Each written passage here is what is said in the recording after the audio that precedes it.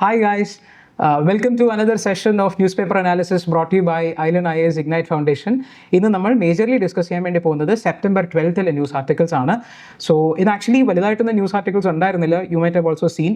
So അതുകൊണ്ട് നമ്മളൊരു editorial കുറച്ച് ബ്രീഫായിട്ട് ഒന്ന് നല്ല രീതിയിൽ ഡിസ്കസ് ചെയ്യാമെന്നാണ് ഒരു ഇസ്രായേൽ ഇഷ്യൂവിനെ വെച്ച് നമ്മളുടെ ഇന്ന് പറയാനായിട്ടാണ് ഇപ്പം നമ്മൾ നോക്കാൻ വേണ്ടി പോകുന്നത്. വേറെ ഒരുപാട് സാധനങ്ങൾ പ്രിലിംസ് പെർസ്പെക്റ്റീവിലാണ് കുറച്ചുകൂടി ഇമ്പോർട്ടൻ്റ് ആയിട്ട് വരുന്നത്. എന്തൊക്കെയാണ് നമുക്ക് നോക്കാം. സോ ഫസ്റ്റ് ഓഫ് ഓൾ ഇന്നത്തതിനകത്ത് ഒരു റെക്ലെസ് എസ്കലേഷൻ ഓഫ് ഇസ്രായേൽ എന്ന് ദ ഹിന്ദുവിൽ വന്നിട്ടുള്ള ഒരു എഡിറ്റോറിയലാണ് നമ്മൾ ഡിസ്കസ് ചെയ്യുന്നത്. അതുമായിട്ട് നമുക്ക് ഇസ്രായേൽ ഹമാസ് വാറിനെ കുറിച്ച് ഒരു ചെറിയൊരു ബ്രീഫ് ഓവർവ്യൂ നമുക്കൊന്ന് നോക്കാം. അതിൻ്റെ കൂടെ തന്നെ വരുന്നതാണ് ഒരു ടെക്സ്റ്റ് ആൻഡ് കോണ്ടെക്സ്റ്റ് ആർട്ടിക്കിളാണ്, അത് നമുക്ക് നോക്കാം, വഴിയെ നോക്കാം. അതുപോലെ വേറൊരു ടെക്സ്റ്റ് ആൻഡ് കോണ്ടെക്സ്റ്റ് ആർട്ടിക്കിൾ വന്നതാണ് വൾച്ചേഴ്സ് എങ്ങനെയാണ് ഒരു പാൻഡമിക്കിനെ ഒഴിവാക്കാൻ സഹായിക്കാൻ വേണ്ടി പോകുന്നത് എന്നുള്ള സംഭവം, how helpful they can be എന്നുള്ള സംഭവം. അത് നമുക്ക് ജസ്റ്റ് ബ്രീഫായിട്ട് ഡിസ്കസ് ചെയ്യാം. And will be studying about vultures also.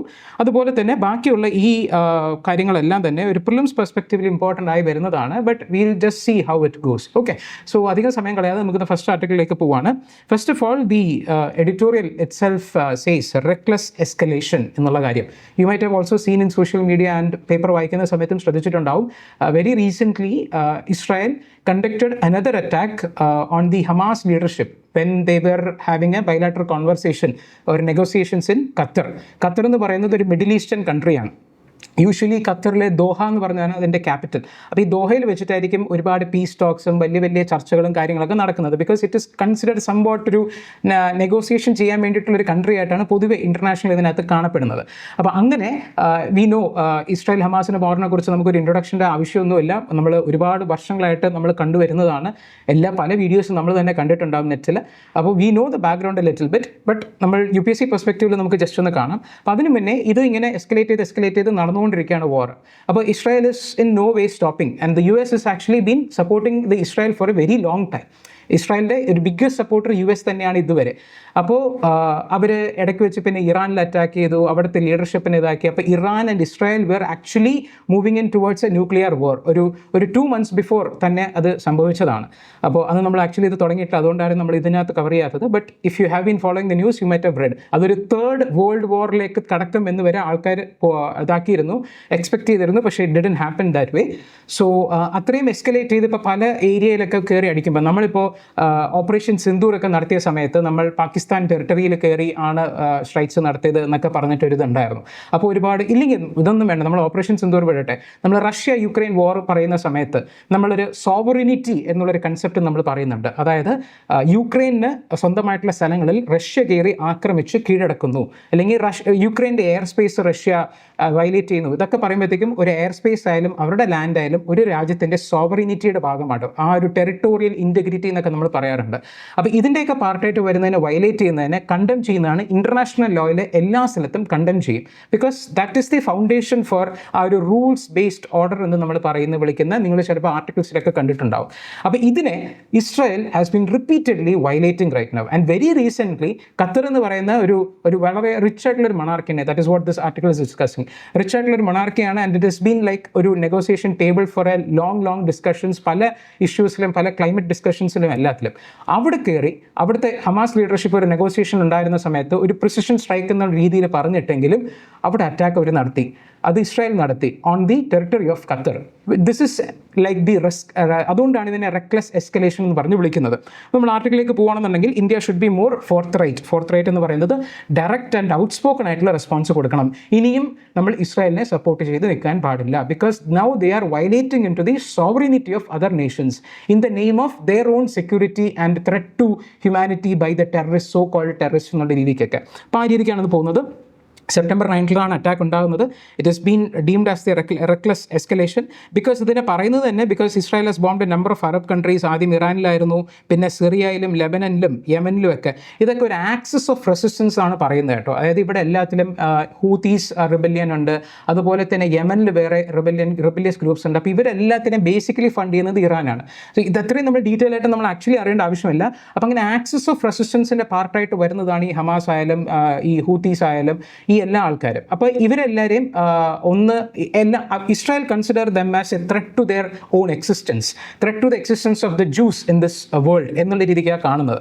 അപ്പോൾ അവരെ അറ്റാക്ക് ചെയ്യുക ഇൻ ദ നെയിം ഓഫ് ഞങ്ങളുടെ സെക്യൂരിറ്റി, ആരുടെ ജൂസിൻ്റെ സെക്യൂരിറ്റി അല്ലെങ്കിൽ ഇസ്രായേലിൻ്റെ സെക്യൂരിറ്റി എന്ന പേരിൽ അവരെ ഉന്മൂലനം ചെയ്യുക എന്നുള്ള രീതിയിലാണ് അറ്റാക്സ് നടക്കുന്നത്. But it is actually crossing the sovereignty of these Nations. അപ്പോൾ ഇപ്പം ഇതായിട്ട് ഖത്തറിലാണ് അവർ അറ്റാക്ക് ചെയ്തിരിക്കുന്നത്. ഖത്തർ എന്താ പറയുക is actually A ally of the US and is one of the wealthiest nations. അത് അമേരിക്കയുടെ largest military based in West Asia അത് host ചെയ്യുന്നതും ഖത്തറാണ്.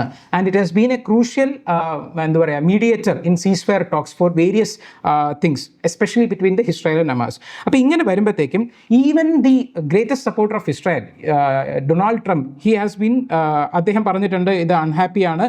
And the White House actually assured that ഒരു ഫ്യൂച്ചർ ആയിട്ടുള്ള ഒരു അറ്റാക്ക് ഖത്തറിൽ ഉണ്ടാവില്ല എന്നുള്ള രീതിക്കൊക്കെ. അപ്പോൾ this is a flagrant violation of sovereignty and the Qatar strikes risk setting back the efforts to end the Gaza war. എല്ലാം ഒന്ന് അടുപ്പിച്ചൊരു നെഗോസിയേഷൻ ടേബിളിൽ കൊണ്ടുവന്ന് എങ്ങനെയെങ്കിലും അവസാനിപ്പിക്കണം നോക്കുമ്പം ഇസ്രായേൽ പെട്ടെന്ന് ഒരു അറ്റാക്ക് ചെയ്യും, അവിടുത്തെ ടെററിസ്റ്റിനെ അറ്റാക്ക് ചെയ്യും. ഇതാണ് റൈറ്റ് ഓപ്പർച്യൂണിറ്റി. അദ്ദേഹം ഇസ്രായേൽ പ്രൈം മിനിസ്റ്ററുടെ സ്പീച്ചൊക്കെ കേട്ട് കഴിഞ്ഞാൽ അവരുടെ ഭാഗം ഭയങ്കര ശരിയാണെന്ന് നമുക്ക് ചിലപ്പോൾ തോന്നിപ്പോകും. പക്ഷേ അത് അവരുടെ ഒരു വേ ഓഫ് സ്പീക്കിംഗ് ആണ്.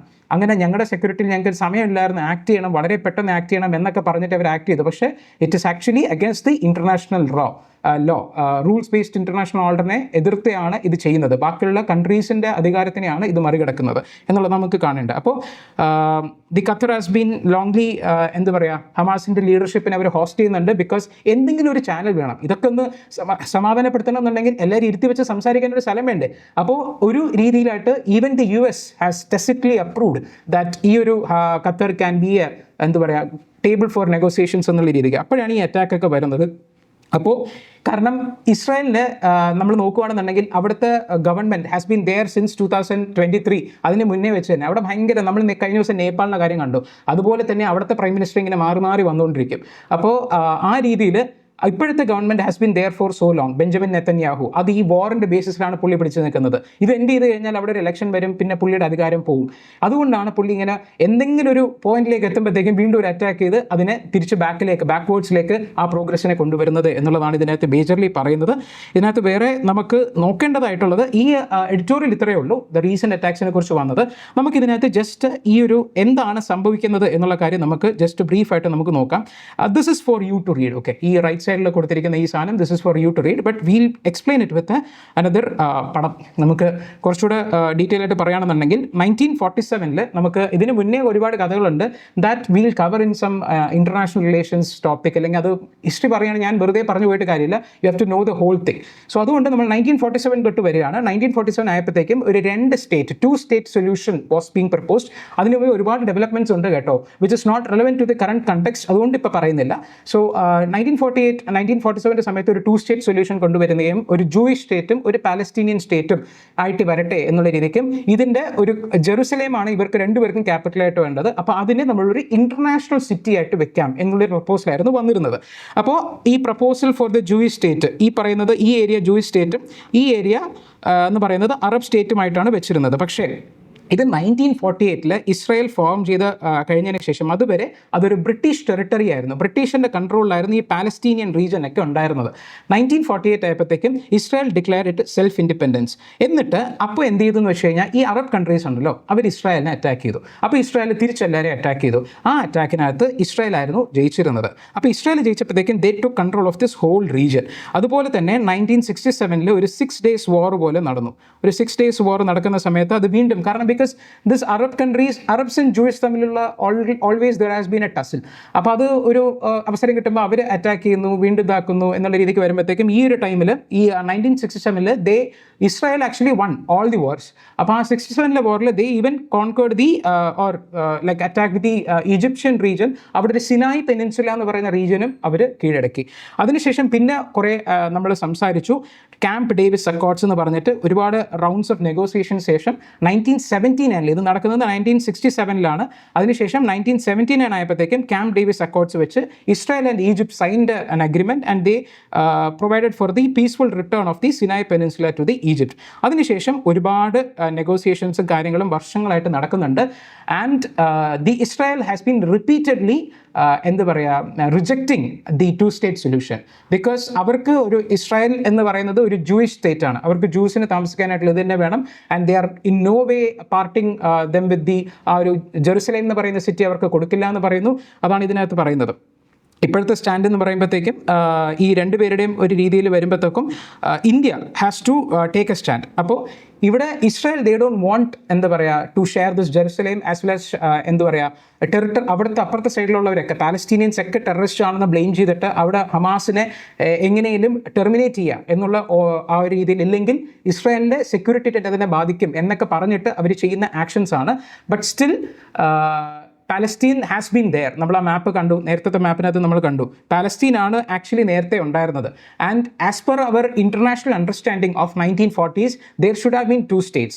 അപ്പോൾ അതിപ്പോൾ ഒരു സ്റ്റേറ്റ് മാത്രം കൈയടക്കി അവിടുത്തെ നമുക്കറിയാം ഗാസയിലും അല്ലെങ്കിൽ ആ ഒരു പാലസ്റ്റീനിയൻ ടെറിട്ടറിയിലൊക്കെ എത്രമാത്രം കഷ്ടപ്പാടാണ് നടക്കുന്നത് എന്നുള്ളത്. സോ വി ഷുഡ് റീച്ച് എന്താ പറയുക ഒരു അഗ്രിമെൻറ്റ്. അപ്പോൾ അതിലേക്ക് വരുന്ന ടോക്സ് നടന്നുകൊണ്ടിരിക്കുമ്പം ഇങ്ങനത്തെ അറ്റാക്സ് വരുന്നത് it is violating the international law, plus ഇപ്പോൾ കൊണ്ടുവരുന്ന എല്ലാ സാധനങ്ങളും അത് ബാക്ക് ഡ്രോപ്പ് ചെയ്യുകയാണ്. വീണ്ടും വീണ്ടും അവർ അറ്റാക്ക് ചെയ്യും. ഇത് എൻഡ്ലെസ്ലി നടന്നുകൊണ്ടിരിക്കും. So this should not be happening. ഇതിൻ്റെ കൂടെ നമ്മൾ കാണേണ്ട ഒരു ആർട്ടിക്കിളാണ്, ടെക്സ്റ്റ് ആൻഡ് കോണ്ടെക്സ്റ്റിൽ വന്നിട്ടുള്ളതാണ്. ഇപ്പോൾ very recently many European nations are actually recognising Palestine as A state. അതിപ്പോൾ ഇന്ത്യ ആക്ച്വലി നമ്മൾ അപ്രൂവ് ചെയ്യുന്നുണ്ടെന്നുണ്ടെങ്കിൽ നമ്മൾ ഇതുവരെ റെക്കഗ്നൈസ് ചെയ്തിട്ടില്ല. ഇന്ത്യയുടെ സ്റ്റാൻഡ് നമ്മളിവിടെ നോക്കുകയാണെന്നുണ്ടെങ്കിൽ it supports the 2 state solution and ഈ അറ്റാക്സും കാര്യങ്ങളൊക്കെ നമ്മൾ കണ്ടം ചെയ്യുന്നുണ്ട്. പക്ഷേ ആ ഒരു പാലസ്റ്റീൻ എന്ന് പറയുന്ന ഒരു സ്റ്റേറ്റ് ആണെന്നുള്ള കാര്യം പല രാജ്യങ്ങളും ഇതുവരെ അംഗീകരിച്ചിട്ടുണ്ടായിരുന്നില്ല. പക്ഷേ in a significant diplomatic shift several European nations including Spain, Ireland, Norway ഇവരൊക്കെ they have actually formally recognise the state of Palestine. And ഈ ഒരു 2 മാസമായിട്ട് നിങ്ങൾ ന്യൂസ് പേപ്പർ വായിക്കുന്നുണ്ടെന്നുണ്ടെങ്കിൽ അതൊരു ചെറിയൊരു ഇതായിട്ട് വന്നുകൊണ്ട് നമ്മളത് മേജർലി പറയാത്തതാണ്.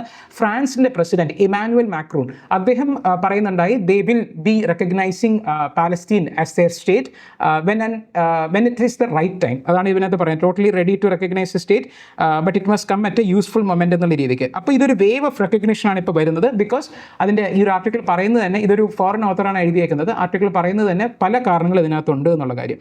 കാരണം നമ്മൾ October 7th 2023 ഈ October 7, 2023 ഹമാസ് ആക്ച്വലി ഇസ്രായേലിനെ അറ്റാക്ക് ചെയ്യുന്നതും ഒരുപാട് നാശനഷ്ടം വരുന്നതും. പക്ഷേ അതിൻ്റെ പേരിൽ റിറ്റാലിയേറ്ററി ആയിട്ട് ഇസ്രായേൽ മിലിറ്ററി കൊണ്ടുവരുന്ന റെസ്പോൺസ് അത് ഭയങ്കര വൈഡ് സ്പ്രെഡ് ആയിട്ടുള്ള ഡിസ്ട്രക്ഷൻസ്, അത് ഡിസ്പ്രപ്പോർഷനേറ്റ് ആയിട്ടുള്ള ഒരു റെസ്പോൺസ് ആയിരുന്നു ഇസ്രായേൽ ആക്ച്വലി ആ സമയത്ത് പ്ലാൻ ചെയ്ത്.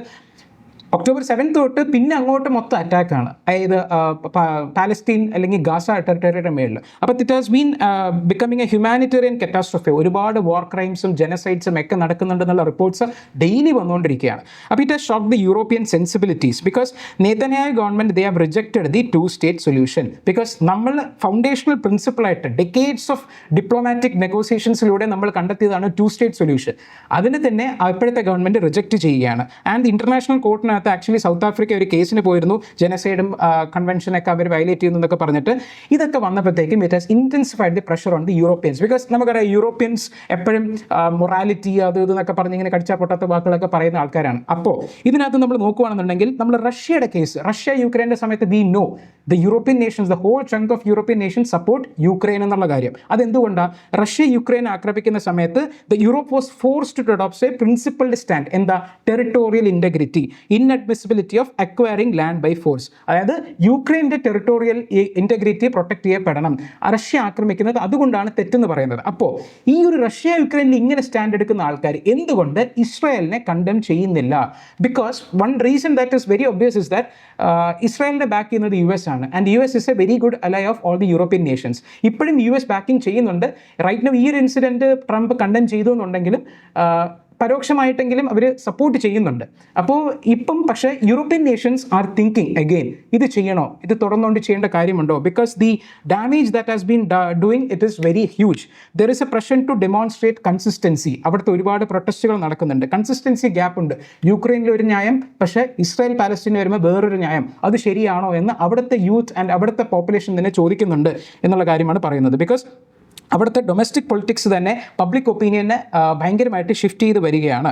Because 72% of the Europeans are ഒരു സർവേനകത്ത് വരുമ്പോഴത്തേക്കും they are thinking that international law should be upheld in all the conflicts. അപ്പോൾ മാസീവ് ആയിട്ടുള്ള പബ്ലിക് ഡെമോൺസ്ട്രേഷൻസും കാര്യങ്ങളൊക്കെ വരുന്നുണ്ട്. ഇതൊക്കെ കാരണമാണ് അവർ ഈ രീതിയിൽ ചെയ്യുന്നത്. അപ്പോൾ ഈ ഒരു രീതിയിൽ നമ്മൾ നോക്കുകയാണെന്നുണ്ടെങ്കിൽ വേറെയും ഹിസ്റ്റോറിക്കൽ ആയിട്ടുള്ള റീസൺസ് ഉണ്ട്. കാരണം ഈ നോർവേയിലാണ്, ഈ ഓസ്ലോ എന്ന് പറയുന്നത് നോർവേയിലാണ്. അപ്പോൾ Norway was the host to 1993 Oslo accords. അതിന് റെക്കഗ്നിഷൻ ഓഫ് പാലസ്റ്റീന് വേണ്ടിയിട്ട് ഉള്ളതായിരുന്നു. അപ്പോൾ ഈ ഒരു രീതിയിൽ നമ്മൾ വേറൊരു അപ്രോച്ചാണ് മൊത്തം ആ യൂറോപ്യൻ നേഷൻസും എടുക്കുന്നത്. കാരണം ആക്ച്വലി ഈ ഒരു റെക്കഗ്നിഷൻ ഓഫ് പാലസ്റ്റീൻ സ്റ്റേറ്റ് എന്ന് പറയുന്നത് ഇതിൻ്റെ ഒരു എൻഡ് സൊല്യൂഷൻ ആയിട്ടാണ് കണ്ടിരുന്നത്. അതായത് ഇവർ തമ്മിൽ പ്രശ്നങ്ങളൊക്കെ പരിഹരിച്ച് വരുമ്പോഴത്തേക്കും ഒരു 2 സ്റ്റേറ്റ് സൊല്യൂഷൻ രണ്ടുപേരും അഗ്രി ചെയ്ത് കഴിഞ്ഞാൽ നമ്മളെല്ലാവരും പാലസ്റ്റീനെ അഗ്രി ചെയ്യാം എന്നൊരു എൻഡ് സൊല്യൂഷനായിട്ട് കണ്ടിരുന്നു. പക്ഷേ ഈ രീതിയിലാണ് ഇസ്രായേൽ അങ്ങ് എത്തുമ്പോഴത്തേക്കും ഒരു അറ്റാക്ക് കൂടെ നടത്തി എസ്കലേറ്റ് ചെയ്യുന്നതാണെന്നുണ്ടെങ്കിൽ ഇതൊന്നും നടക്കാൻ പോകുന്നില്ല. അപ്പോൾ എന്ത് ചെയ്തു? നമുക്ക് ആദ്യം അങ്ങ് റെക്കഗ്നൈസ് ചെയ്യാം. ഇത് റെക്കഗ്നൈസ് ചെയ്താലല്ലാതെ പാലസ്റ്റീൻ ഒരിക്കലും എക്സിസ്റ്റൻസിൽ വരില്ല എന്നുള്ളൊരു അപ്രോച്ചാണ് ഇപ്പോൾ ഇവർ എടുക്കുന്നത്. ഇതിനകത്ത് വേറെ ചെറിയ കാര്യം പറയുന്നുണ്ട്, ജർമ്മനിയും ഓസ്ട്രേലിയയുടെ കാര്യം. അത് നമ്മൾ വേൾഡ് വാർ 2 കുറിച്ച് നിങ്ങൾ പഠിച്ചിട്ടുണ്ടെന്നുണ്ടെങ്കിൽ ആ സമയത്ത് ജർമ്മനി ഹിറ്റ്ലർ അദ്ദേഹം ഒരുപാട് ജൂസിനെതിരെ ചെയ്തിട്ടുണ്ടായിരുന്നു. സോ അവരുടെ ഒരു മൊറാലിറ്റി എന്ന് പറയുന്നത് എപ്പോഴും ജൂസിൻ്റെ കൂടെ നിൽക്കണം. അതാണ് ഈ പറയുന്നത് ഹോളോകോസ്റ്റ് എന്ന് പറയുന്നത് ആ ഒരു കാറ്റഗറിയിലാണ് പറയുന്നത്. സോ ഒരു അയൺ ക്ലാഡ് കമ്മിറ്റ്മെൻ്റ് ആണ് ഇസ്രായേലിന് ജർമ്മനി ആൻഡ് ഓസ്ട്രിയ കൊടുക്കുന്നത്. ബിക്കോസ് അവരുടെ ഹിസ്റ്റോറിക്കലി അവർ റോങ് ചെയ്തിട്ടുണ്ട് എന്നുള്ളൊരു ഫീലിംഗ് ഉണ്ട്. പക്ഷേ അത് നമ്മൾ അവിടെ അങ്ങനെ നോക്കേണ്ട കാര്യമില്ല. Right now what they are doing is very bad and it's against humanity. That's all we can say. അപ്പോൾ ഇതിനകത്ത് നമുക്കറിയാം European union they have a common policy. പക്ഷേ ഈ ഒരു ഫോറിൻ പോളിസിയിൽ അവർക്ക് ഒരു കോമൺ ഇത് എടുക്കണമെന്നുണ്ടെങ്കിൽ ഒരു കൺസെൻസസ് വേണം. 27 മെമ്പേഴ്സും അത് അഗ്രി ചെയ്യണം. പക്ഷേ ഇതേപോലെ കുറച്ച് എലമെൻറ്റ്സ് ജർമ്മനി ഓസ്ട്രിയ ഒക്കെ അഗ്രി ചെയ്യാത്തോളം കാലം നമുക്ക് അങ്ങനെ ഒരു പോളിസി വരില്ല. സോ ലൈക്ക് മൈൻഡഡ് ആയിട്ട് ഇങ്ങനെ ചെയ്യുന്നത് it is good. So unified EU opposition ഇപ്പം നടക്കില്ല എന്നുണ്ടെങ്കിലും ഇങ്ങനത്തെ ചില യൂറോപ്യൻ നേഷൻസ് അഗ്രി ചെയ്യുമ്പോഴത്തേക്കും it is creating a de facto shift in Europe's collective posture എന്നുള്ള കാര്യമാണ് പറയുന്നത്. സോ ഇതാണ് നമുക്ക് ആക്ച്വലി ബേസിക്കലി ഡിസ്കസ് ചെയ്യാനായിട്ട് വെച്ചിരുന്നത്. മേജർ ടോപ്പിക് ഇത് മാത്രമേ ഉള്ളൂ. ബാക്കിയുള്ളതൊക്കെ വളരെ ചെറിയ മൈനർ ടോപ്പിക്സ് ആണ്. Will see how it goes എന്നുള്ളത്. അപ്പോൾ so I think you got എന്താ പറയുക, ഇപ്പോഴത്തെ നടക്കുന്ന ഒരു പ്രസന്റ് കോൺടാക്ട് എന്താണെന്നുള്ള കാര്യം മനസ്സിലായി കാണുമെന്ന് വിചാരിക്കുന്നു. നമുക്ക് അടുത്ത ആർട്ടിക്കിളിലേക്ക് പോവാം. അപ്പോൾ അടുത്തത് ടെക്സ്റ്റ് ആൻഡ് കോൺടാക്റ്റിൽ തന്നെ വേറൊരു ആർട്ടിക്കിളായിരുന്നു. എങ്ങനെയാണ് നമുക്കറിയാം കോവിഡ് പാൻഡമിക്സ് കാര്യങ്ങളൊക്കെ വന്ന സമയത്ത് we have been like looking for many opportunities or the avenues where we can build a system to prevent another pandemic എന്നുള്ള രീതിക്ക്. അപ്പം അങ്ങനെ വൾച്ചർ എന്ന് പറയുന്നത് ഒരു ബേർഡ് വി നോ. അപ്പോൾ ആ വൾച്ചറിനെ നമുക്ക് പാൻഡമിക് പ്രിവെൻഷനിൽ എങ്ങനെ ഉപയോഗിക്കാം എന്നുള്ളതാണ് ഈ ആർട്ടിക്കിൾ എക്സ്പ്ലോർ ചെയ്യുന്നത്. അപ്പോൾ നമ്മൾ ആക്ച്വലി ഇതിനകത്ത് നമ്മൾ ആർട്ടിക്കിളിലേക്ക് പോകുന്നതിന് മുമ്പേ let's just see what the Indian vulture. പല ടൈപ്സ് ഓഫ് വൾച്ചർ ഉണ്ട്, but we'll majorly see Indian വൾച്ചറിൻ്റെ കാര്യം എങ്ങനെയാണെന്നുള്ളത്. അപ്പോൾ ഇന്ത്യൻ വൾച്ചറിനെ നമ്മൾ ലോങ് ബിൽഡ് വൾച്ചർ എന്നുള്ള രീതിക്കാണ് പറയുന്നത്. നമ്മൾ ഈ മേജർ ആയിട്ടുള്ള ആനിമൽസ് അല്ലെങ്കിൽ ബേർഡ്സിനെയൊക്കെ നമ്മൾ ഡിസ്കസ് ചെയ്യുന്ന സമയത്ത് നമ്മൾ എപ്പോഴും പറയുന്നതാണ് IUCN സ്റ്റേറ്റസ് എന്ന് പറഞ്ഞിട്ട്. അത് അനശ്വര മാം എടുക്കുന്ന സമയത്ത് മാം ഡിസ്കസ് ചെയ്തിട്ടുണ്ടാവും. അപ്പോൾ അതിനകത്ത് International Union for Conservation of Nature, അതിനാണ് ഈ IUCN എന്ന് പറയുന്നത്.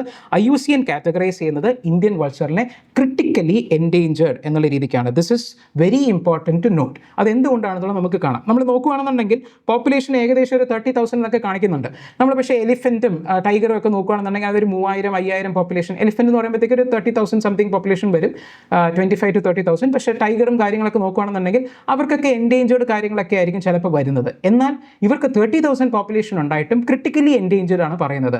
അതെന്തുകൊണ്ടാണെന്നുള്ള കാര്യം നമ്മൾ ആക്ച്വലി നേരത്തെ ഒരു ക്ലാസ്സിൽ നമ്മൾ കണ്ടിട്ടുണ്ടായിരുന്നു. ഇതിൻ്റെ കാറ്റഗറൈസേഷൻ തന്നെ അങ്ങനെയാണ്. ഈ ക്രിട്ടിക്കലി എൻഡേഞ്ചേർഡ് എന്ന് പറയുന്നത് തന്നെ ദ സ്റ്റീപ്പ് ഡിക്ലൈൻ ഉണ്ടാകുമ്പോഴാണ്. എത്രത്തോളം സ്റ്റീപ്പാണ് അവരുടെ പോപ്പുലേഷൻ്റെ ഡിക്ലൈൻ, അതിനെ ബേസ് ചെയ്തിട്ടാണ് ആക്ച്വലി ഇത് വരുന്നത്. അല്ലാതെ അബ്സല്യൂട്ട് ആയിട്ടുള്ള നമ്പറിനെ ഉദ്ദേശിച്ചിട്ടല്ല.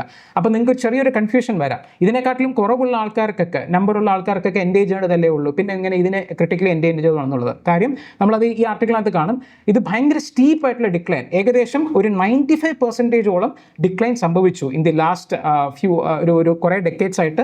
നമുക്കൊരു 95% ഡിക്ലൈൻ ആണ്. അപ്പോൾ അത്രത്തോളം സ്റ്റീപ്പാണ്. അപ്പോൾ അതുകൊണ്ടാണ് ഇതിനെ ക്രിട്ടിക്കലി എൻഡേഞ്ചേർഡ് ആയിട്ട് കാറ്റഗറൈസ് ചെയ്തേക്കുന്നത്. അപ്പോൾ WPA എന്ന് പറയുന്നത് നമ്മുടെ വൈൽഡ് ലൈഫ് പ്രൊട്ടക്ഷൻ ആക്ട് ആണ്. ഇന്ത്യയിൽ പ്രൊട്ടക്ഷൻ അക്കോർഡ് ചെയ്യാനായിട്ടുള്ള ഒരു ലെജിസ്ലേഷനാണ്. അതിൻ്റെ Schedule 1 ഇത് ഉൾപ്പെടുത്തിയേക്കുന്നത്. So it is the highest accorded conservation status as per Indian laws. അപ്പോൾ നമ്മൾ നോക്കുകയാണെന്നുണ്ടെങ്കിൽ ഇതിന് വലിയതായിട്ട് പ്രത്യേകതയായിട്ട് നമുക്ക് പറയാനായിട്ടൊന്നുമില്ല. നമുക്ക് major thing is they are scavengers. Scavengers എന്താണെന്നുള്ള കാര്യം നമ്മൾ ചെറുമുതലേ നമ്മൾ പഠിക്കുന്നതാണ്. ഡെഡ് ബോഡീസിലേക്ക് അവർ ചെയ്യും, അതായത് കർക്കാസസ് എന്ന് നമ്മൾ പറയും. അപ്പോൾ ഡെഡ് ബോഡീസിലേക്ക് ഫീഡ് ചെയ്ത് അതിനെ എന്താ പറയുക, ആ ഒരു എക്കോസിസ്റ്റത്തിൽ തന്നെ ഒരു വലിയൊരു മേജർ റോൾ പ്ലേ ചെയ്യുന്നതാണ് ഈ സ്കാവഞ്ചേഴ്സ് എന്ന് പറയുന്നത്. They feed on the dead animals, കർക്കാസസിൻ്റെ ഡെഡ് ആനിമൽസിലേക്കാണ് അവർ ഫീഡ് ചെയ്യുന്നത്. അപ്പോൾ the ecosystem role, they are very vital to the ecosystem health, efficiently disposing all the dead animals and the organic waste. അതുപോലെ തന്നെ ഡിസീസ് സ്പ്രെഡ് അതെങ്ങനെ ചെയ്യുന്നുള്ളത് നമുക്ക് ഈ ആർട്ടിക്കിൾ വരുമ്പോൾ നമുക്ക് ഡിസ്കസ് ചെയ്യാം. ഈ ന്യൂട്രിയൻ സൈക്ലിംഗ് എന്ന് പറയുന്നത് തന്നെ എല്ലാ വൾച്ചറും they uniquely contribute the nutrient cycle, the way they eat this things and അവരുടെ എക്സ്ക്രീഷൻ അവർ പല സ്ഥലത്തും പറക്കും. അപ്പോൾ ഇതുവഴി ന്യൂട്രിയൻ സൈക്ലിങ്ങിനും അത് ഇതായിരിക്കും. അതുപോലെ തന്നെ ഹെൽത്തിൻ്റെ കാര്യത്തിനകത്തൊക്കെ ഇത് ഭയങ്കര യൂസ്ഫുൾ ആയിട്ടുള്ളൊരു ബേർഡാണ്. So it is kind of like a keystone species. അത് എന്താണെന്ന് നമുക്ക് നോക്കാം. ഈ ഒരു വൾച്ചറിൻ്റെ ഹാബിറ്റാറ്റ് എന്ന് പറയുന്നത് തന്നെ യൂഷ്വലി അത് ഡേ ടൈമിലാണ് കാണപ്പെട്ട് വരുന്നത്. നമ്മൾ കണ്ടിരുന്നു ഡയേണൽ ആണോ നൊക്ടേണൽ ആണോ എന്നുള്ള കാര്യങ്ങളൊക്കെ നമ്മൾ PYQ ഡിസ്കസ് ചെയ്യുന്ന സമയത്തും വേറൊരു ആർട്ടിക്കിൾ ഡിസ്കസ് ചെയ്യുന്ന സമയത്തും നമ്മൾ പറഞ്ഞിട്ടുണ്ടായിരുന്നു. അപ്പോൾ ഇതൊരു ഡയേണലാണ്. Diurnal means active during the day time എന്നുള്ളതാണ്. അത് ഏകദേശം ഗ്രാസ് ലാൻഡ്സിലാണ് ഇവർ കൂടുതൽ കാണപ്പെട്ട് വരുന്നത്. ഈ സാവന്ന എന്നൊക്കെ പറയുന്നത് ഗ്രാസ് ലാൻഡ്സിലാണ്. വില്ലേജസ് ആൻഡ് സിറ്റീസിലൊക്കെ ഇത് വരാറുണ്ട്. ഇതാണ് ഏകദേശം ഒരു ജോഗ്രഫിക് റേഞ്ച്. ഇന്ത്യ, പാകിസ്ഥാൻ, നേപ്പാളാണ് മേജർലി ഈ ഇന്ത്യൻ വൾച്ചർ കാണപ്പെട്ട് വരുന്ന ഒരു സ്ഥലം എന്ന് പറയുന്നത്. ആൻഡ് ദി നമുക്ക് കറണ്ട് സ്റ്റാറ്റസ് എന്ന് പറയുന്നത് തന്നെ ചില പോക്കറ്റ്സിൽ മാത്രമായിട്ട് ഒതുങ്ങിയേക്കുകയാണ്. അപ്പോൾ ഇതാണ് നമുക്ക് മേജർലി ഇതിനകത്ത് നോക്കേണ്ടതായിട്ടുള്ളത്. ഇനി നമുക്ക് ആർട്ടിക്കിളിലേക്ക് കിടക്കാം. Because we know what vulture is and how it is declining. ഇതിനകത്ത് നമ്മൾ നോക്കുകയാണെന്നുണ്ടെങ്കിൽ പാൻഡമിക് പ്രിപ്പയർഡ്നെസ് എന്ന് നമ്മൾ ഒരു ടോപ്പിക്ക് വരികയാണെന്നുണ്ടെങ്കിൽ ഇപ്പോൾ നിങ്ങളുടെ അടുത്ത് എഴുതാൻ പറ്റിക്കഴിഞ്ഞാൽ നമുക്ക് ആ ഒരു കോവിഡിൻ്റെ ഒരു ഓർമ്മയിൽ നമ്മൾ എന്തൊക്കെ പറയും, ഭയങ്കര ഗ്ലൗസ് വെക്കണം, മാസ്ക് വെക്കണം, ലബോറട്ടറീസ് വേണം, കുറേ ഹോസ്പിറ്റൽസ്, കുറേ ടെസ്റ്റിംഗ്, ഇതൊക്കെയാണ് നമ്മുടെ മനസ്സിൽ വരുന്നത്. ഒരിക്കലും ഒരു ബേർഡ് ഒരു പാൻഡമിക് പ്രിപ്പയർഡ്നെസ്സിനെ എത്രത്തോളം ഹെൽപ്പ് ചെയ്യാൻ പറ്റുന്നതായിരുന്നു നമ്മൾ ഓർക്കുന്നില്ല. പക്ഷേ the vulture can be a talking point here, because the vultures are one of the South Asia's guardians of public health, because the nature's most efficient waste manager ആയിട്ട് കാണപ്പെടുന്നത് തന്നെ vulturesനെയാണ്. because the vulture plays a very vital role in keeping the landscapes clean and especially the spread of pathogens like ഈ rabies, ആന്ത്രാക്സിനെയൊക്കെ, ക്ലോസ്ട്രോഡിയം ഒക്കെ അത് spread ചെയ്യുന്നതിൽ നിന്നും അത് prevent ചെയ്യും. അപ്പോൾ ഈ ഡംപിങ് സൈറ്റ്സിന് ഉള്ള സ്ഥലത്തൊക്കെ ആയിരിക്കും യൂഷ്വലി ഈ വൾച്ചേഴ്സിനെ കാണപ്പെട്ട് വരുന്നത്. പക്ഷേ നമ്മൾ നോക്കുകയാണെന്നുണ്ടെങ്കിൽ 1980s ഏകദേശം ഒരു 40 മില്യൺ ആയിരുന്നു ഇതിൻ്റെ നമ്പേഴ്സ് ഉണ്ടായിരുന്നത്. പക്ഷേ within a span of a few decades 95% ഇതിൻ്റെ ഡിക്ലൈൻ വന്നു. ഈ ഡിക്ലൈൻ വരാനായിട്ടുള്ള major reason is that what is mention there, the use of diclofenac. Diclofenac എന്ന് പറയുന്നത് ഒരു വെറ്ററിനറി, അതായത് ആനിമൽ ഹേർട്ട് ആവുന്ന സമയത്ത് അതിനെ ട്രീറ്റ് ചെയ്യാൻ വേണ്ടി ഉപയോഗിക്കുന്ന ഒരു കെമിക്കലാണ്. അപ്പോൾ അത് ആനിമൽസിൻ്റെ മേലിൽ യൂസ് ചെയ്യും ഈ ഡൈക്ലോഫിനാക് എന്ന് പറയുന്ന ഒരു കെമിക്കൽ ഏജൻറ്റിന്. അപ്പോൾ അത് ആനിമൽസിന് വലിയ ബാധകം ഉണ്ടാവില്ല, ബിക്കോസ് ഇത് is helpful for the animals. പക്ഷേ once this animal dies, ഇതിന് ഈറ്റ് ചെയ്യാൻ പോകുന്നത് ആരാ? ഈ വൾച്ചറാണ്. പക്ഷേ ഈ വൾച്ചറിന് ഇതൊരു kind of we can say allergetic പോലെയാണ്. അപ്പോൾ ഈ ഡൈക്ലോഫെനാക്ക് കഴിക്കുമ്പം this vulture dies off soon. അപ്പോൾ അതുവഴിയാണ് ഈ എന്താണ് ആനിമൽസിന് ആക്ച്വലി ഒരു ട്രീറ്റ്മെൻ്റ് ആയിട്ട് നമ്മൾ ഉപയോഗിക്കുന്നത്, അത് when it ends up in the vultures diet it becomes A killing agent for the vultures. അപ്പോൾ ഈ ഡൈക്ലോഫെനാക്ക് ഭയങ്കര റാമ്പൻ്റ് ആയിട്ട് യൂസ് ചെയ്യുന്ന ആ ഒരു ഡെക്കേഡ്സിലായിരുന്നു ഇതിൻ്റെ ഒരു സ്റ്റീപ്പ് ആയിട്ടുള്ള ഡിക്ലൈൻ നമ്മൾ കണ്ടത്. So this loss is more than an ecological concern, because ഈ ഒരു പാൻഡമിക് നമ്മൾ കണ്ടു എത്രമാത്രം ഒരു പബ്ലിക് ഹെൽത്ത് ചാലഞ്ച് ആണെന്നുള്ളത്. അപ്പോൾ ഇത് കൂടി ഇനിയും നമ്മൾ ഫ്യൂച്ചറിൽ പാൻഡമിക് ഒക്കെ വരും. നമ്മളതുകൊണ്ട് പാൻഡമിക് ട്രീറ്റി ഒക്കെ നമ്മളിപ്പോൾ ഡിസ്കസ് ചെയ്യുന്നുണ്ട്. ഫ്യൂച്ചർ പാൻഡമിക്സിനെ വരുന്ന എന്തെങ്കിലും ഉണ്ടായിക്കഴിഞ്ഞാൽ തന്നെ നമുക്കതെങ്ങനെ കൺട്രോൾ ചെയ്യാം, അതിനെങ്ങനെ കോർഡിനേറ്റഡ് വേയിൽ മുന്നോട്ട് കൊണ്ടുപോകാമെന്നൊക്കെ പറഞ്ഞിട്ട് പാൻഡമിക് ട്രീറ്റിയൊക്കെ നമ്മൾ നെഗോസിയേഷൻസ് നടക്കുന്നുണ്ട്. അപ്പോൾ ആ രീതിയിൽ ഇതിനെ തടയാൻ വേണ്ടിയിട്ടുള്ള സ്റ്റെപ്സ് നമ്മൾ എടുക്കണം, where vultures can play major role. അപ്പോൾ ഇതിനകത്ത് സെൻട്രൽ ഏഷ്യൻ ഫ്ലൈവേ എന്നൊക്കെ പറയുന്നുണ്ട്. ഇത് വേറൊന്നുമല്ല, അതൊരു മൈഗ്രേറ്ററി ബേർഡ്സ് ഫ്ലൈ ചെയ്യുന്ന ഒരു റീജിയനെയാണ് പറയുന്നത്, ഒരു വേനെയാണ് പറയുന്നത്. അപ്പോൾ അത് നമുക്കറിയാം പല രാജ്യങ്ങളിൽ പല ടൈപ്പ് ഓഫ് ഡിസീസും കാര്യങ്ങളൊക്കെയാണ്. അപ്പോൾ ഈ അവിടുത്തെ ബേർഡ്സ് ഇവിടെ വരുമ്പോഴത്തേക്കും there can be a spread of such things. ഇപ്പോൾ ഇതിനകത്ത് വൾച്ചേഴ്സിൻ്റെ നമ്പർ കുറഞ്ഞു വരുന്നതുകൊണ്ട് തന്നെ ആ സ്പ്രെഡിങ് ഓഫ് ദി ഡിസീസിനെ അത് കുറയുന്നില്ല. അത് ഈ ഒരു വൾച്ചേഴ്സിൻ്റെ പോപ്പുലേഷൻ കുറയുമ്പം ആ ഒരു റോള് എഫക്റ്റീവ്ലി ചെയ്യാൻ ആർക്കും പറ്റുന്നില്ല. അതുകൊണ്ട് ഈ CAF എന്ന് പറയുന്നത് സെൻട്രൽ ഏഷ്യൻ ഫ്ലൈവേ, അതൊരു ബയോഡൈവേഴ്സിറ്റീനെ നമ്മളൊരു എക്സാമ്പിളായിട്ട് സൈറ്റ് ചെയ്യുമ്പോഴും അതൊരു പബ്ലിക് ഹെൽത്ത് കോറിഡോറും കൂടെയാണ്. അതായത് പബ്ലിക് ഹെൽത്തിനെ അഫക്റ്റ് ചെയ്യാൻ പൊട്ടൻഷ്യലുള്ള viruses or bacteria, whatever pathogen it is, it can be traveled from one place to another through these birds. അപ്പോൾ ഈ വൾച്ചേഴ്സ് അതിൻ്റെ ഫീഡ് ചെയ്തില്ല എന്നുണ്ടെങ്കിൽ അത് വേറെ ഏതെങ്കിലും രീതിയിൽ സ്പ്രെഡായി പോകാനായിട്ടുള്ള ചാൻസസ് ഉണ്ട് എന്നുള്ള കാര്യമാണ് പറയുന്നത്. അപ്പം ഇന്ത്യയിൽ ഉള്ള കാര്യമാണ്. വൾച്ചേഴ്സിനെ കൺസർവ് ചെയ്യാനായിട്ടുള്ള കുറച്ച് ഇഷ്യൂസ് ഒക്കെ ഉണ്ട്. നമുക്ക് ആ ഒരു ഇലക്ട്രിക്യൂഷൻ ഫ്രം പവർ ലൈൻസിലും പിന്നെ ഈ പറഞ്ഞ ടോക്സിക് വെറ്ററിനറി ഡ്രഗ്സ്, ഇത് ഡൈക്ലോഫിനാക്കിനെയാണ് ഉദ്ദേശിക്കുന്നത്. അത് നമ്മൾ ബാൻ ചെയ്തിട്ടുണ്ടെന്നുണ്ടെങ്കിലും ഇപ്പോഴും ചില ഏരിയാസിൽ അത് ഉപയോഗിക്കുന്നുണ്ട്.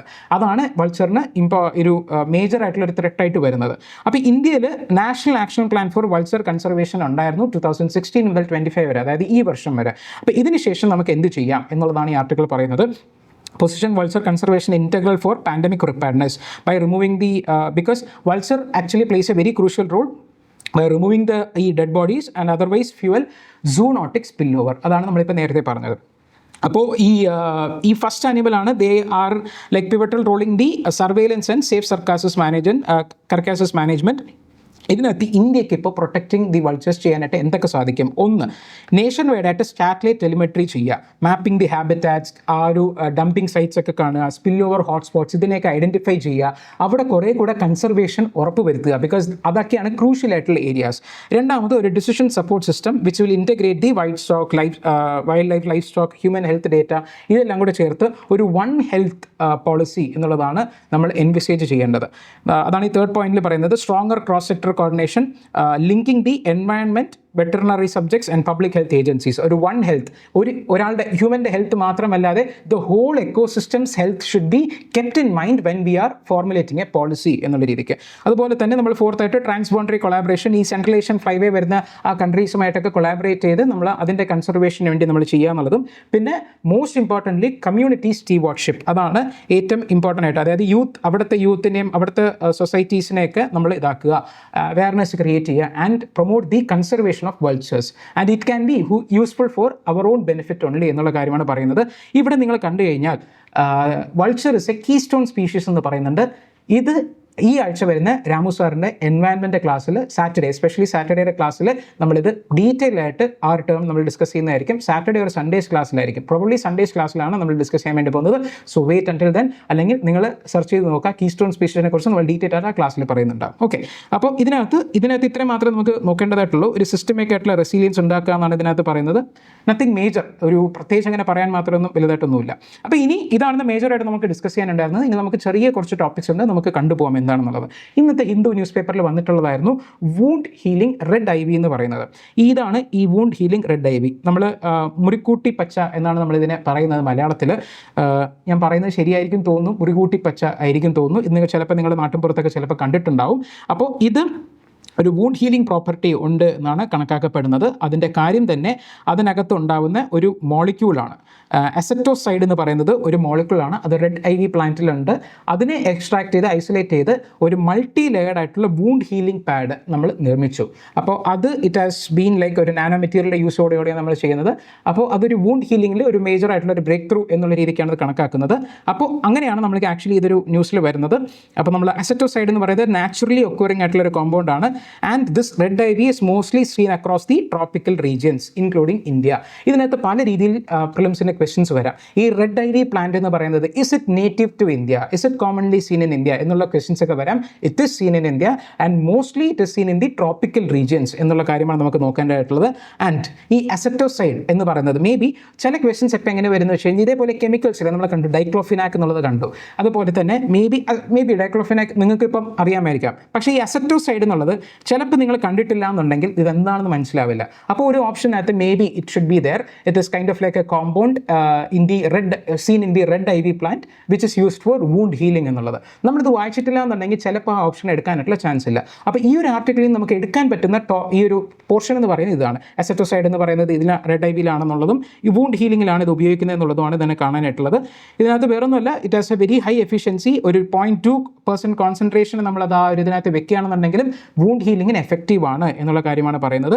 അപ്പോൾ പോറസ് ആയിട്ടുള്ള electron spun nano fibrin layer facilitates the optimal gas exchange allowing the wound to breathe. നമുക്കറിയാം വൂണ്ട് നമ്മൾ മൊത്തത്തിൽ കെട്ടിവെച്ച് കഴിഞ്ഞാൽ അത് പെട്ടെന്ന് ഇതാവില്ല. അപ്പോൾ ഇതിനകത്ത് നാനോ മെറ്റീരിയൽ യൂസ് ചെയ്യുന്നത് നമ്മൾ പറഞ്ഞല്ലോ. ഇതിനകത്ത് ഈ ഇലക്ട്രോസ്പൺ എന്ന് പറയുന്നത് നാനോ മെറ്റീരിയലാണ്. അപ്പോൾ അതിനകത്ത് ഒരുപാട് പോറസ് അല്ലേ, അപ്പോൾ ആ വൂണ്ടിനകത്ത് എയർ സർക്കുലേഷൻ വരാൻ, അതാണ് വൂണ്ട് ടു ബ്രീത്ത് എന്നുള്ള കാര്യം പറയുന്നത്. ഇത്രയാണ് ഇതിനകത്ത് നോക്കാനായിട്ടുള്ളത്. ജസ്റ്റ് ഒന്ന് അറിഞ്ഞിരിക്കുക എന്നുള്ളത് മാത്രമാണ് ഇതിൻ്റെ കാര്യം.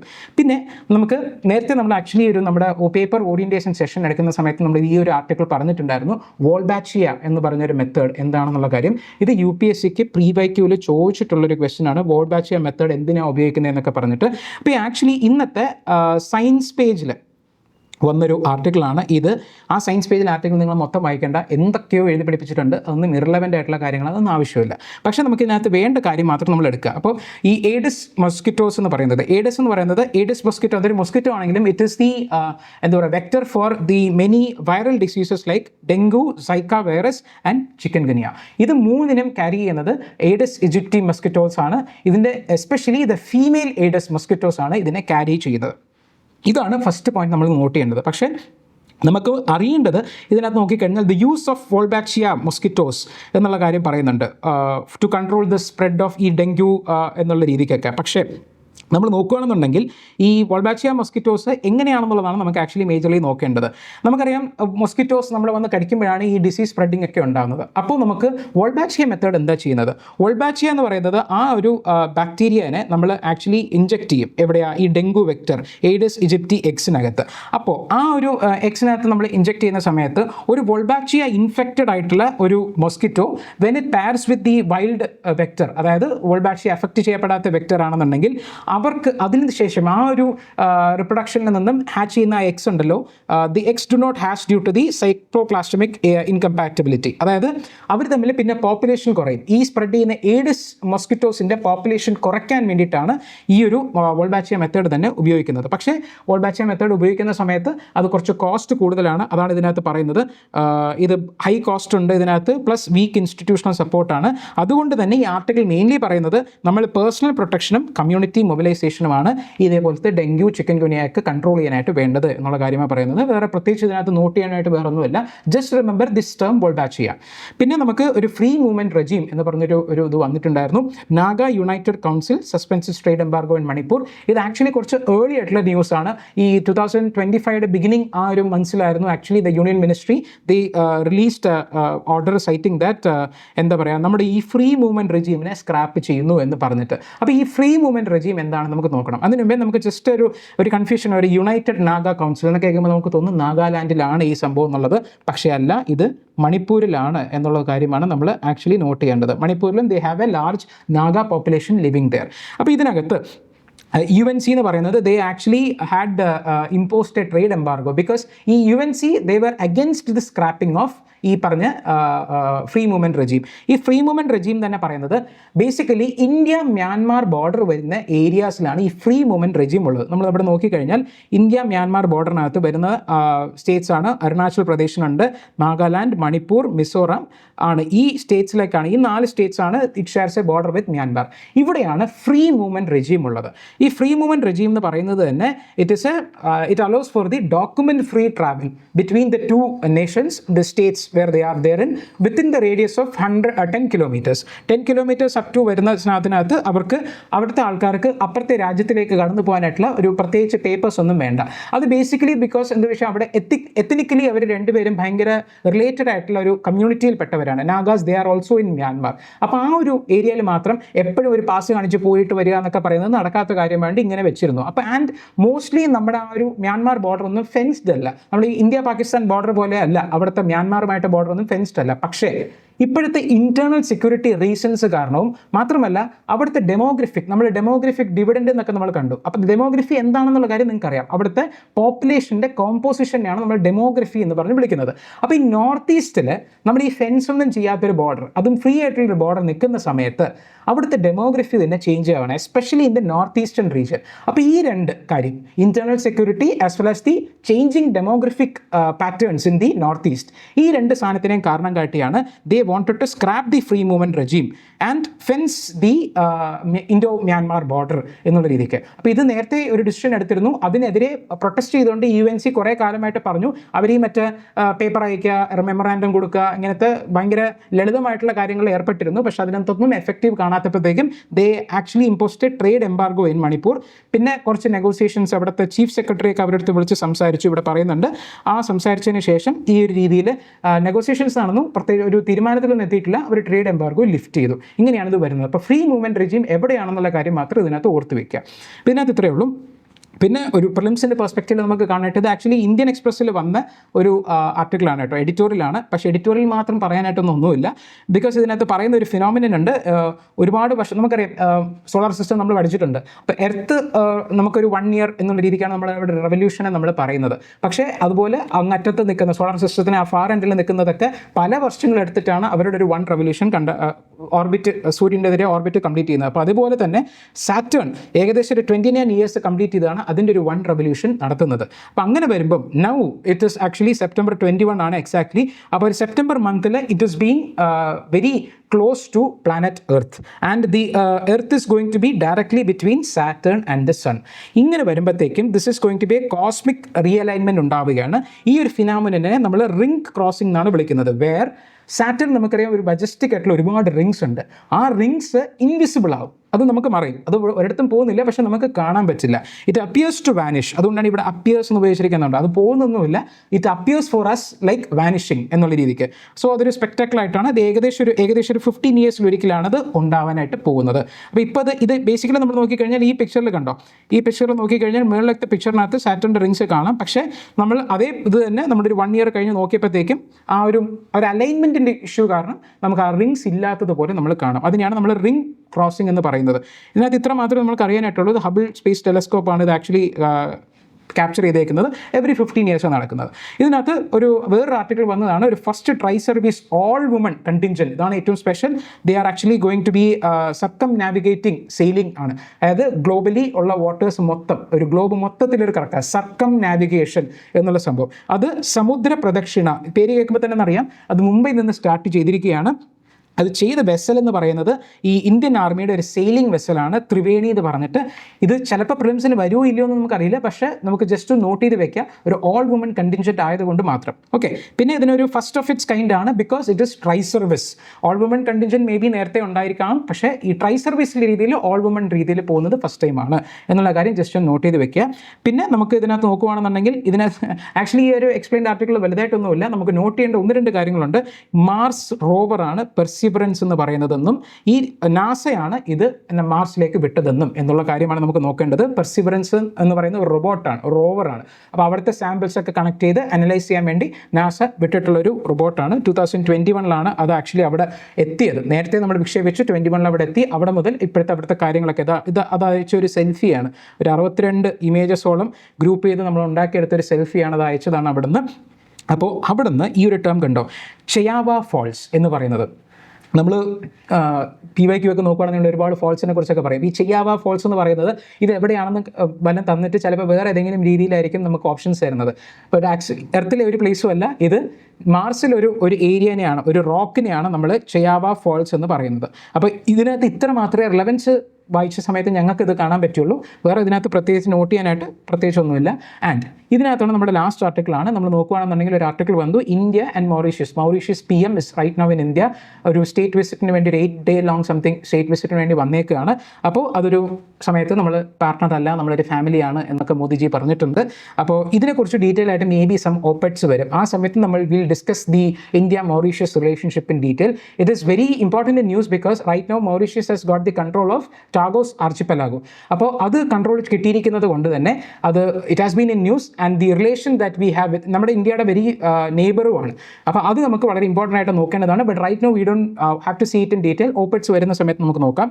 ഇതിൽ ഇമ്പോർട്ടൻ്റ് ആയിട്ട് നോട്ട് ചെയ്യേണ്ട ഒരു പ്രിലിംസ് പോയിന്റ് എന്ന് പറയുന്നത് ഫസ്റ്റ് ജനൌഷധി കേന്ദ്ര ഔട്ട്സൈഡ് ഇന്ത്യ അത് എസ്റ്റാബ്ലിഷ് ചെയ്തിരിക്കുന്നത് മൗറീഷ്യസിലാണ്. ഇത് ചിലപ്പോൾ വളരെ ബാലിശമായിട്ട് തോന്നും, പക്ഷേ even 2025 prelims they asked about UPI. നമുക്കറിയാം നമ്മൾ ഉപയോഗിക്കുന്ന UPI ഏതൊക്കെ കൺട്രീസിലാണ് ആണ് അഡോപ്റ്റ് ചെയ്തിരിക്കുന്നതെന്ന് പറഞ്ഞിട്ട് ഒരു രീതിയിൽ ചോദ്യങ്ങൾ വന്ന് ചോദിച്ചിട്ടുണ്ടായിരുന്നു. അപ്പോൾ anything can be A question. So ഇത് ജസ്റ്റ് ഒന്ന് അറിഞ്ഞിരിക്കുക എന്നുള്ളത് മാത്രമാണ്. ജനൌഷധി കേന്ദ്രാസിന് ഫസ്റ്റ് ആയിട്ട് ഔട്ട്സൈഡ് ഇന്ത്യ വന്നത് മൗറീഷ്യസിലാണെന്നുള്ള കാര്യം. അപ്പോൾ ഇത്രയാണ് നമുക്ക് ഇന്ന് മേജർലി നോക്കേണ്ടതായിട്ടുള്ളത്. നമുക്ക് ഒന്ന് റീക്യാപ്പ് ചെയ്യാം എന്തൊക്കെയാണ് നമ്മൾ മെയിനായിട്ട് കണ്ടതെന്നുള്ളതിൻ്റെ. അപ്പോൾ ഫസ്റ്റ് ഓഫ് ഓൾ നമ്മൾ കണ്ടത് തന്നെ ഇസ്രായേലിനെ കുറിച്ചാണ് നമ്മൾ കണ്ടത്. ഇസ്രായേൽ ഇപ്പോൾ നടത്തി വരുന്ന ഒരു റെക്ലെസ്നെസ് ആയിട്ടുള്ള ബിഹേവിയറിനെ കുറിച്ച് നമ്മൾ കണ്ടു.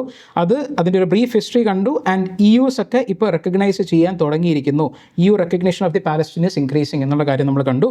പിന്നെ നമ്മൾ വൾച്ചർ പോപ്പുലേഷനെ കുറിച്ചാണ് നമ്മൾ കണ്ടത്. വൾച്ചറിൻ്റെ IUCN സ്റ്റാറ്റസ് എന്ന് പറയുന്നത് തന്നെ ക്രിട്ടിക്കലി എൻഡേഞ്ചേർഡ് ആണ് എന്നുള്ള കാര്യം മസ്റ്റായിട്ട് ഓർത്ത് വയ്ക്കുക. And critically endangered species are very important. അതിനെക്കുറിച്ച് ഒരു ലിസ്റ്റ് തന്നെ നമ്മൾ ഉണ്ടാക്കി വെച്ച് പഠിക്കുന്നത് നല്ലതായിരിക്കും. അപ്പോൾ ആൻഡ് ദി ഡൈക്ലോഫിനാക്കിൻ്റെ ഒരു യൂസ് അത് നമ്മൾ പഠിച്ചിരിക്കണം. Just you have to remember what it is. പിന്നെ നമ്മളൊരു റെഡ് IV പ്ലാന്റിൻ്റെ കാര്യത്തിനെ കുറിച്ച് നമ്മൾ പറഞ്ഞു. ആൻഡ് വോൾബാച്ചിയ മെത്തേഡിനെ കുറിച്ച് നമ്മൾ ഡിസ്കസ് ചെയ്തു. ഒരു ഏഡിസ് ഈജിപ്തി മൊസ്കിറ്റോസിനെ കൺട്രോൾ ചെയ്യാൻ പറ്റുന്ന, അല്ലെങ്കിൽ കോമൺലി മൊസ്കിറ്റോസിനെ കൺട്രോൾ ചെയ്യാൻ പറ്റുന്ന ഒരു മെത്തേഡാണ്. പിന്നെ നമ്മൾ FMR റീജിയൻ കണ്ടു. ഇത് ഇൻഡോ മ്യാൻമാർ ബോർഡറിലാണ് ഇത് ബേസിക്കലി കണ്ടുവരുന്നത്. ഇൻഡോ മ്യാൻമാർ ബോർഡറിലാണ് ഇത് കണ്ടുവരുന്നത്. പിന്നെ നമ്മൾ ചാവ ഫോൾസ് ഒക്കെ കണ്ടു, അത് മാർച്ചിലുള്ളതാണ്. അപ്പോൾ ഇത്രയും കാര്യം ജസ്റ്റ് ഒന്ന് നോട്ട് ചെയ്ത് വെക്കുക. So that's all for today. So until we meet again, good by.